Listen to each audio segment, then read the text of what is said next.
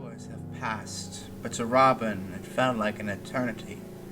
To pass the time, she traced her fingers against the surfaces in between the pads and walls, following the pattern up and down, up and down. She can't stand it. No food, just tea and pills and music. She figured that the world of sleep was better than this endless monotony.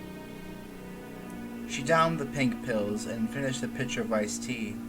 She lays her head back on the white pillow, letting herself sink into the mattress. She felt herself leave her body, swimming in the endless black.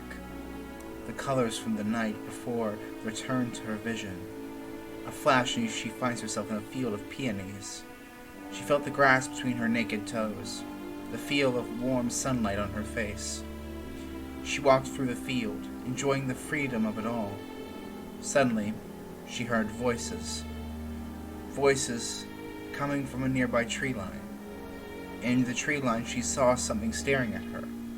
Something with a long, white and black cloak.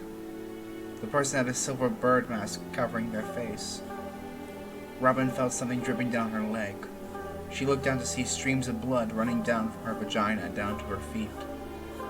She screamed as her vision changed. She was now back in the padded room, but this time things were drastically different. The lights were out, the only light being candles. These candles being held by people wearing the same cloak and mask. There were at least 5 of them, all gathered around Robin's bed.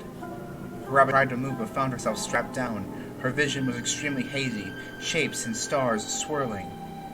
She then noticed a 6th figure, one at the foot of her bed, one crawling up her body. It was a black shape, covered in what looked like giant bird feathers. She felt the 3 talons slide their way up her thigh. Its eyes looked at her, yellow iris staring into her dark eyes.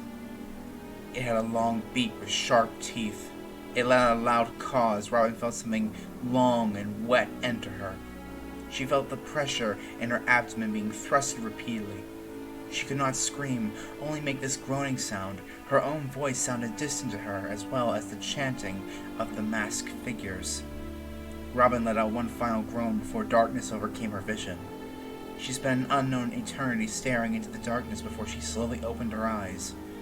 There were no masked figures. There was no monster, and the lights were shone brightly in her eyes. What a horrible nightmare, she thought to herself. She heard her door open, causing Robin to slide up slowly. "Mrs. Cervantes," Nurse Dupree said, standing in the doorway. "I hope I didn't wake you." No, nurse," Robin said, rubbing her eyes. Her throat felt strangely sore. Had she been screaming in her sleep? "Good. I'm here to tell you your room is ready."